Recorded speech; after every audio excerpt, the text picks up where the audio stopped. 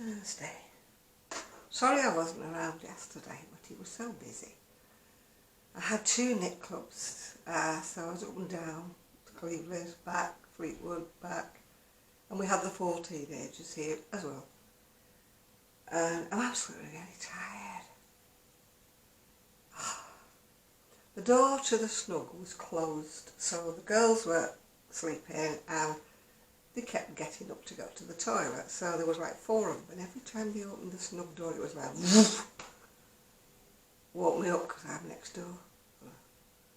I must say to my family, next time the girls stay, please tell them not to close the snug door, because it makes such a whoosh noise when it opens and it wakes me up. So I'm really tired today. My little Velcro dog is somewhere around, somewhere, and no doubt Rosie will bark her presence. My son says, shut her in the thing, shut her in the door, then she can't see people, then she won't bark. Doesn't always work, does it? Anyway, what have I been up to today? No knitting, no crochet. I went to the cafe to meet one of my friends. The other friend couldn't come. It was packed, absolutely packed. It's school holidays, isn't it? It was a lovely sunny day, so as I'm going up the seafront, there were so many people. I was dodging bikes, I was dodging sand dunes where the sand's blown up. I was dodging people with dogs, I was dodging just people walking. Why do they walk 4 abreast? You know, they're not even talking. Why do they not walking 2 and 2? And they're completely oblivious to me coming up behind them. And you know my scooter is quite noisy. So I don't know how they can miss it. They must need their ears. Testing. Anyway, I have been doing this. It's not finished, as you can see. It's sort of half finished. You can see the crochet hook and the ball of wool still stuck in it. So I was hoping to have finished it to have something to show you, but I just haven't, you know. When I went to knit club, I took my knitting. So I've now got a sleeve that's almost up to the armholes. Almost got that. So that's what I was doing. I will show you this when it's finished. It's almost finished. Just needs more rows. Well, I did. Today would have been a special day for me had I still stayed married. Today would have been my 55th wedding anniversary, but as you know, I didn't do all of them. I'm going to open my wedding album, but I'm not going to show you me and him, because, you know, obvious reasons. Not going to show you anything with him in it. I'll show you my lovely bridesmaid. Oh, I thought she was in black and white, which is a shame. She had a beautiful cerise dress. I've lost touch with her. She's the lady who lives in Anglesey, but I can't find where she lives. She's not on Facebook, not on anything. And that is me with my lovely brother. Yeah. Sadly no longer with us, but that's my brother. He said, I'm not wearing a suit, you don't mind, dear? I said, no, so long as you come. And that was before we went into church. This was around about the time when the vicar told us that the organist hadn't turned up. That's me and my lovely dad. As you can see, how dark is my hair. I think that's maybe the only ones where I don't want to show any with him. It's not fair, is it? I know I've had my say about him in the past, but I don't really want him pictured, if you know what I mean, for posterity. You know, I think those are the only pictures I can show you. Everything else has got him on it, and as I say, we are divorced and I've had my say about him, but I don't really want to, you know, show his photo. So you'll have to excuse me on that one. I just thought you might like to see what my wedding dress looked like, and what I look like, and how I was managing to smile on my wedding day. It's amazing what you can do when you think your family watching, isn't it? Yeah. I've got my tango. Tango. I think actually I've picked up the wrong one here. I think it's the one with sugar in. Yes, it's the original. Oh, naughty me.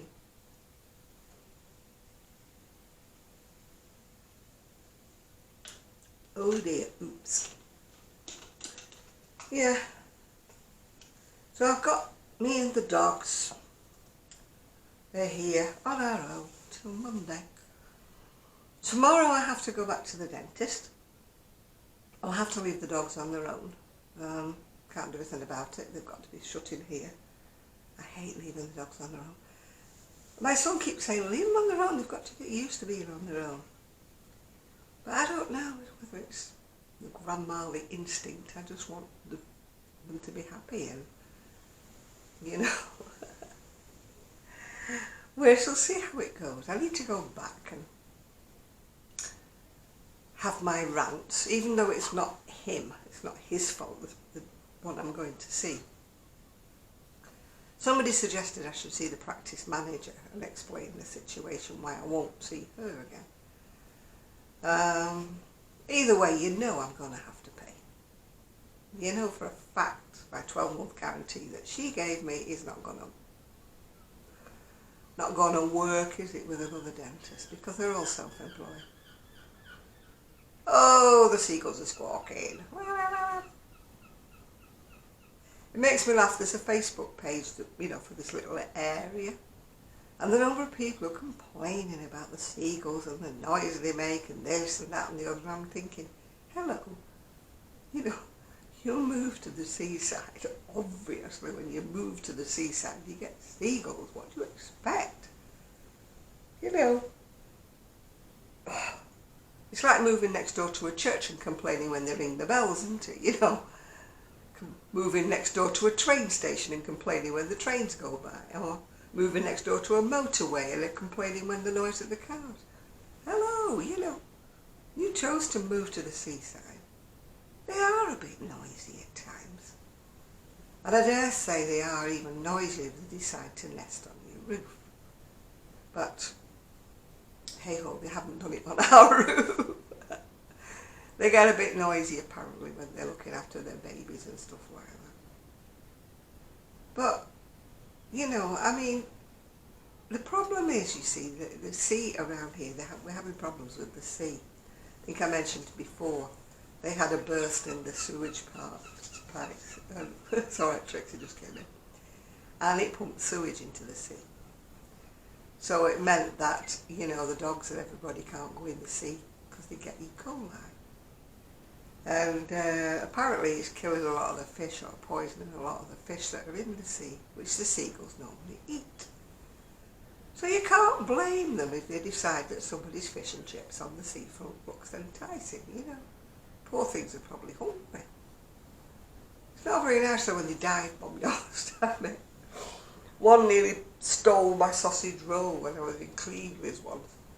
I just came out and I had my sausage roll, and it was before I had a top on the scooter, well I had the other scooter, and it comes and it went like that, but it just missed my sausage roll because I was like, no, you are not having my sausage roll.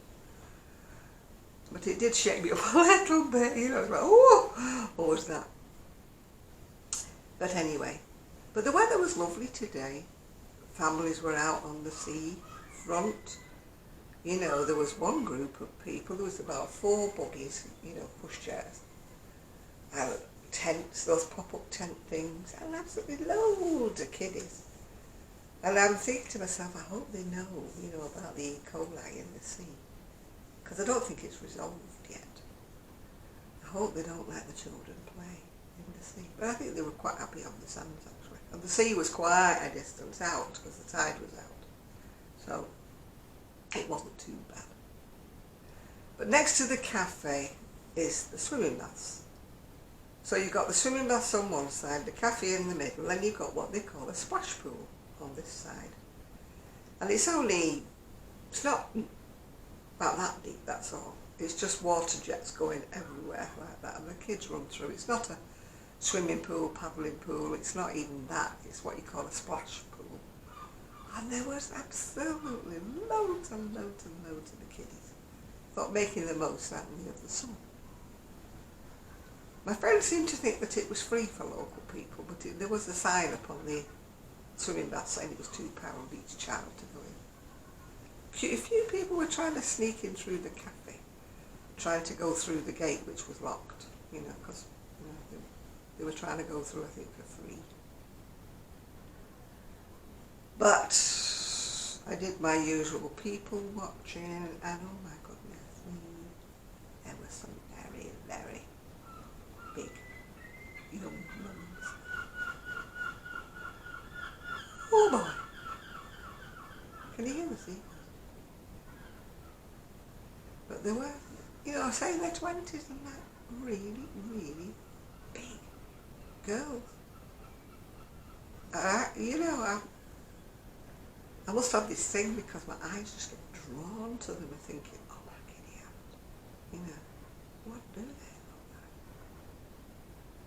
like? And it's awful, isn't it, of me to be like that, but oh my goodness, they are huge. No. I'm a big girl myself, well I call myself a big girl. But there were like two of me, two of me. Still, if they live to be my age, it'll be a wonder. They'd probably have died of a heart attack before they get that far. Yeah. Says me who doesn't do as I'm told. Says me who is not supposed to go for diabetes. Sitting in a cafe eating my Mars bar, saying, whoa, look at that. And I'm thinking, pot calling kettle black. Stop it, Janet, stop it, yeah. I've just got a dress on today. I haven't got anything special on today. I did have a cardigan in this green, which is where I've got green on. But it was too warm to wear it. And it's been too warm since I came back. Oh, the seagulls are on full throttle. Trixie is flaked out, fast asleep on the floor here. And Rosie's fast asleep on the sofa, or she is until something goes, and then she will bark. Oh. One of my comments said, is Rosie driving you barking mad? Yes, she is. It's like, I don't mind her barking, but she never stops. She's like, oh, you can't get her to stop. She just goes on and on and on and on. So I don't know, I'm going to watch some TV. I'm watching, I think it's an old version of Unforgotten, but it's on every night. It's on at 11 o'clock, so it's probably another reason why I'm tired. I'm like that watching it, half going to sleep. But last night when I came back from knit club, I just did not feel like picking up the crochet. I mean, I've only got a couple. Well, I've got another pattern, like, at the bottom, going round it. Then I've got to go around the neck a bit and maybe make a flower or something, or some kind of a brooch of some description, yeah. So, but I just wasn't in the mood last night. Came back from knit club, okay, yeah. But, I just started watching a bit of TV and I was kind of nodding off. Doing my, granny nodding, yeah. Today, what have I done? I've done a bit of washing because it's a nice day. But I could only do the washing after I came back home, so it was a bit late pegging it out. Hopefully it will dry, between when and now when I take it back in. It should be nice until maybe 8 o'clock tonight, so then I can bring the washing in. Yeah. So I haven't really got a lot to tell you today. I'm pretty boring. I feel like I'm boring myself, well, I'm boring you. I just don't really have anything to tell you. I don't want to talk about my wedding day. I talked about that before. Yeah, there's not a whole lot. I've not ordered anything new. You'd all be glad to know. Well, my bank balance would be glad to know, yeah.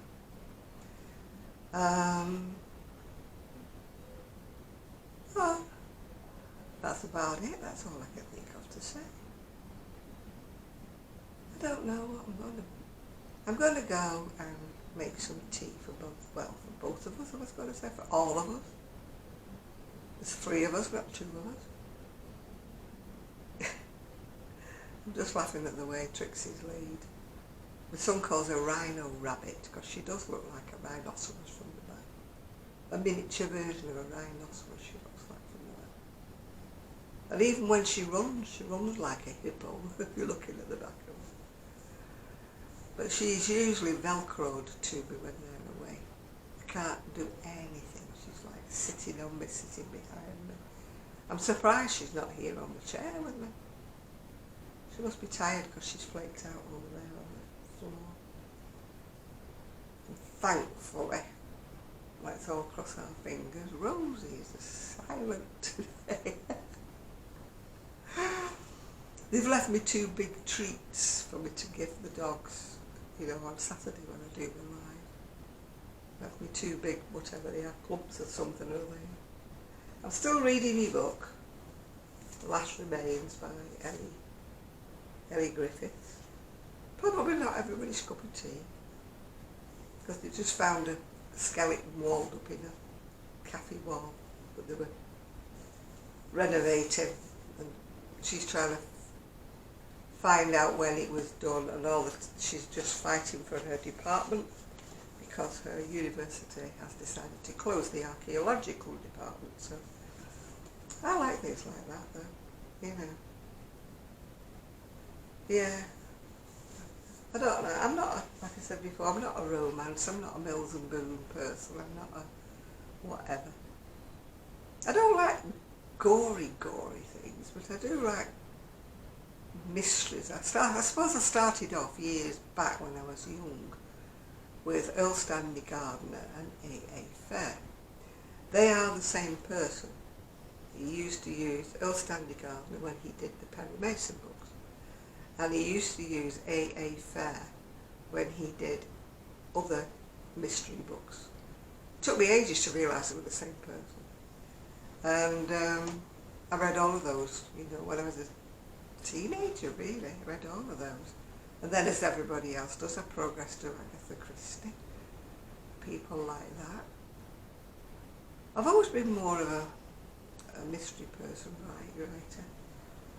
Although I do like the classics, I mean, we had to read the classics at school, obviously. I think I did Jane Eyre, I think, or was it Northanger Abbey? We did one of them or both of them, I think. I think it was Jane Eyre when it was my big exams. I think we had to do that, yeah. But I was always in trouble because I wouldn't read the chapter that I was supposed to read. I'd have finished the whole book, So I think I told you before. One of my noses in a book. That's it. I'm surprised I've not finished this one.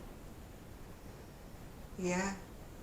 I think it's the dodgy eyes, when I get proper glasses. I've got glasses, but not proper ones. Yeah, I've always been a reader. Always have. My nose stuck in a book, yeah. If I wasn't crocheting or knitting, I was reading. That was me. I used to get in terrible trouble when I was married because I'd just switch off. Can you believe me? But I would just switch off. And you'd say, you're not talking to me. And I used to think, well, you always shoot me down in flames when I do talk to you, so, if I went in and said what happened at work, you used to say, what are you talking about that for? I don't know who you're talking about. And then he would proceed to give me a long dialogue of what he'd done at work, and I didn't know anybody from his work, but I wasn't rude enough to say, I don't know what you're talking about, I don't know, I don't want to know. It's very, very, how can I put it, demeaning or whatever, when somebody actually tells you that they're not interested in what you're talking about. It made me very, very quiet and introspective for a long, long time. Where when we went anywhere, I didn't want to speak because I knew that when I got home I'd get told off by, you were talking drivelling and as usual, nobody wants to listen to what you've got to say, blah, blah, blah. So I got very introspective. I just crafted, knitted on my knitting machine upstairs, went in the other room and watched the black and white telly with the little monkey Ariel. Read. I mean, I don't know how I did it. I really don't. looking back now, I'm thinking, why were you such a wuss? Why did you put up with it? Why did you not bite back? But I think I mean, he wasn't physically violent, but I was scared of him. Yeah, I can't say all these things to my son, and I hope he never watches the video, because, you know, he thinks I was the baddie. And his dad, the sun shone out of him, you know. But that was his charisma, you see. That was the way he fooled everyone. Yeah. Anyway, enough talking about that. It's miserable talking about him. I don't want to talk about him. Yeah. I'll talk about my little dustbin man. I've got a gorgeous little dustbin man. I've no idea what he's called, no idea. He always blows me kisses and waves to me. I'll talk about him instead. There's no romance, nothing like that. He probably feels sorry for this sad little old lady sitting in the window and thinks, I'll make her day and I'll wave to her. Because by and large, West Indian women or men are very, very sociable. You know, when, you know, if you go past them and you say good morning, they go, good morning, you know, they chat to you, and they're so sweet, you know. I mean, when I was in Prestwich, I used to talk to a little old man. Sadly, he's passed away now. And he said something to me, and I went, you're Bayesian, aren't you? And he went, oh, how did you know that? Most people think I come from Jamaica. And I went, no, I recognise the accents. I said, I've got friends, both, you know. And we had a lovely, lovely conversation. And every time he saw me, he used to, like, you know, go, hi, how are you doing, and everything. Sadly, I think he passed away, because he was elderly, you know, but he used to make my day, and I think it's nice, you know, when somebody just appreciates you saying hello. I always speak to old people. I'm old myself, but you know what I mean, old people. I always speak to them, especially if they're in a wheelchair or whatever, I will speak to them, yeah. And it was my dad that used to do that. He used to say, you may be the only person that they speak to all day, you know. If they want to talk to you, don't cut them off, you know. If they want to tell you their life story, let them, you know. You've got time, you've got 10 minutes out of your life to sit and listen to some lonely old person telling you a story. And they are fantastic, some of the older people, aren't they? They've got such good stories to tell, and they're so funny. You know, when I go on the seafront, I don't talk to the younger ones at all. I always make a beeline to talk to the little old ladies, little old men, yeah. Or if they've got a dog, of course. If they have a dog, you know. I'm like the dog whisperer. I have to go and talk to every dog I meet. And I go, hello, chicken. And they usually come bouncing up to me. You get the odd one that's a bit, you know, but... Or the owner will say, they're not that friendly, you know, I wouldn't bother.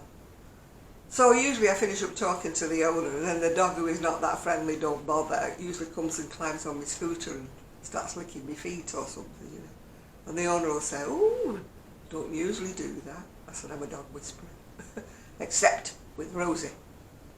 Wish I could dog whisper in her ear, stop barking. I do wish I had that effect upon her, yeah. But anyway, I'm going to go and make our tea. The dogs, of course, is boring dog biscuits and stuff like that, and dog meat. I can't remember what I've got for my tea. It's something very unglamorous, I think, like fish cakes. But as I like fish, and I don't like cooking, fish cakes kind of is about my limit, yeah? Yeah, I think it's fish cakes for my tea. And I think I've got some kind of vegetables to go with them.